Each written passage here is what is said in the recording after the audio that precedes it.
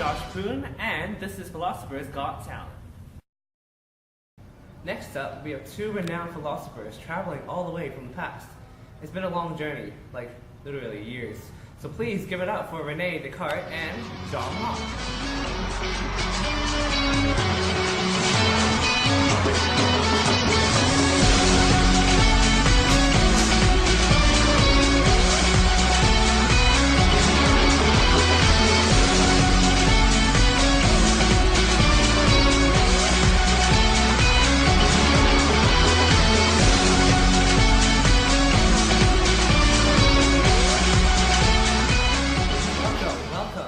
So, Descartes, let's learn a little bit about your past life.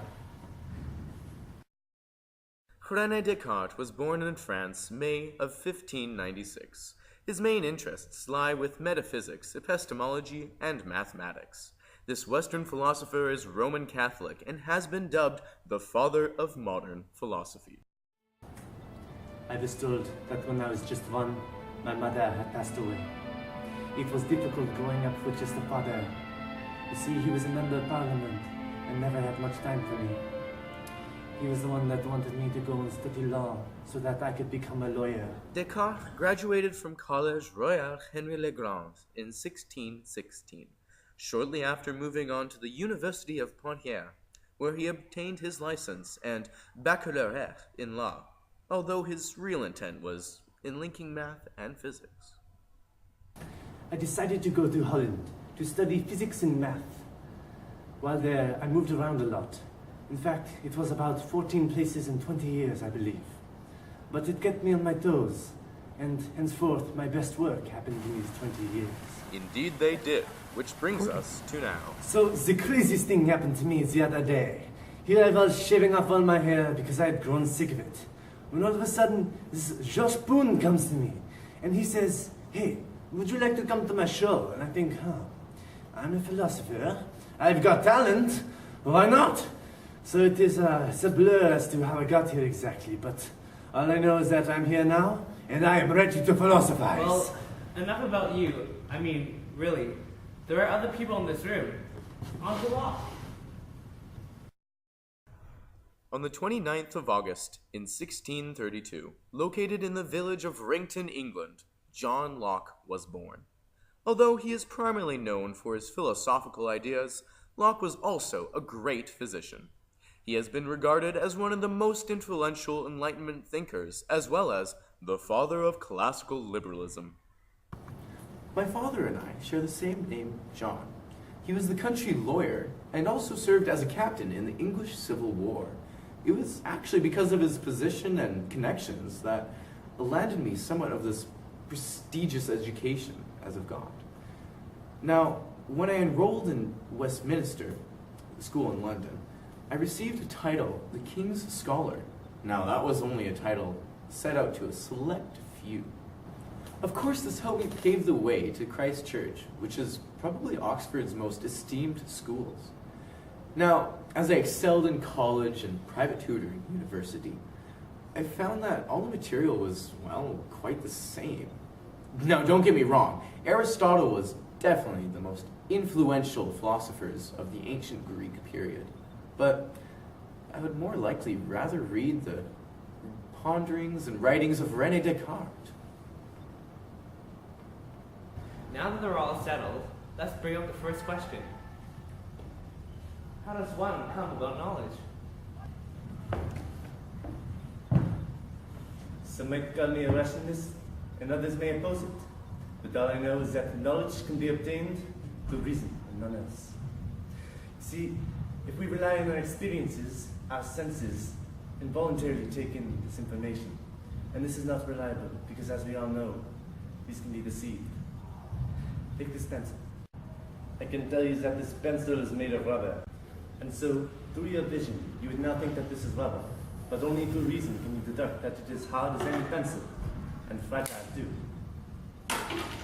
And so, we can conclude that the only thing we can be sure of is thought. I think, therefore I am. For the act in doubting any sense means you are a thinking thing capable of doubt. And this is directly linked to the mind. Interesting. What do you think, judges?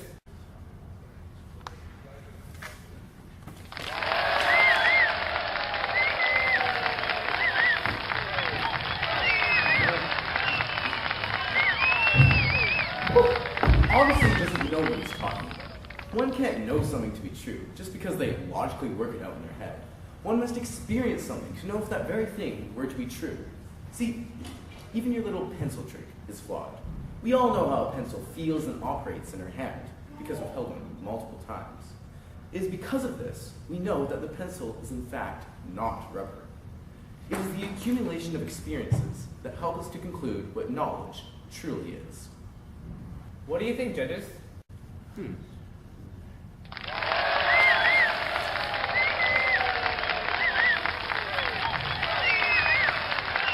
Ooh, how exhilarating! But now, for the true test. Ooh, I do approve! How did that get there? Now, what do you see before you? Well, How about now? Explain to me what is happening to the wax. you see, I can answer that. You see, if I were to rely on my senses like Mr. Locke over here, I would have to believe that this is a different candle, for it differs in shape, size, texture, and even temperature. But reason can let me deduct that this is the same candle, merely melted by the temperature of the heat. Very good, Mr. Descartes. 5 points for Gryffindor. And that puts Descartes in the lead with 18.5 and Locke in second with 14.5. On to the next question.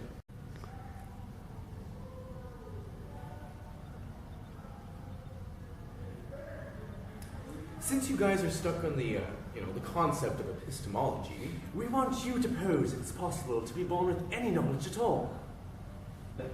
such a belief would be ludicrous. Okay, one can't possibly be born with knowledge. See, child's innocence is exactly that, the lack of knowledge. Here, think for a moment of a blank slate.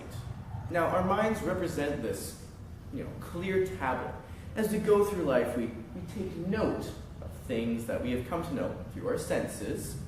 Now, we may come across something where we've taken note from years past, or even a smudge where one previously existed. It is through the compilation of these experiences that help us to determine what knowledge is. There is no such thing as innate ideas or principles. Since a newborn has not had the opportunity to live much of life, they therefore would not be able to have much knowledge. Although some children are born with knowledge. Take, for example, touch, taste, and smell and temperature.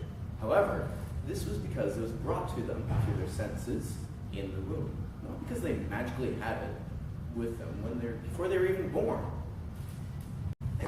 Fascinating. Yes. indubitably.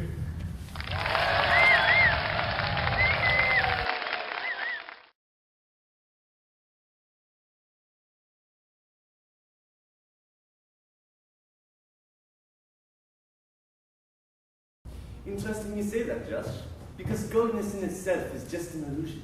There is not such thing, but rather a lack of heat. And this is something that can only be determined by the mind, Mr. Locke. You see, the body and mind have a sort of dualism. The body acts as a machine to take in these senses, defined by physical characteristics. The mind, on the other hand, this is set free, not defined by nature, and that is why true knowledge comes from the mind. Judges. Interesting point, but will this be enough to win the judges? Let's find out. That's right. Descartes with 32.5 points and Locke with just a little bit less at 32 points. That makes Descartes the winner. Congratulations!